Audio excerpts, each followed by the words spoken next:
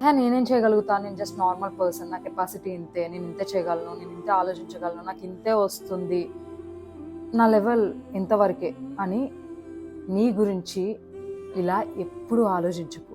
ఒక అద్భుతమైన బటర్ఫ్లైకి తెలీదు అది ఎంత బ్యూటిఫుల్గా ఉంటుందో, ఒక అందమైన పూల చెట్టుకు తెలీదు అది ఎంత అద్భుతమైన కలర్ఫుల్ ఫ్లవర్స్ని ఇస్తుందో, ఎంత సువాసని స్ప్రెడ్ చేస్తుందో.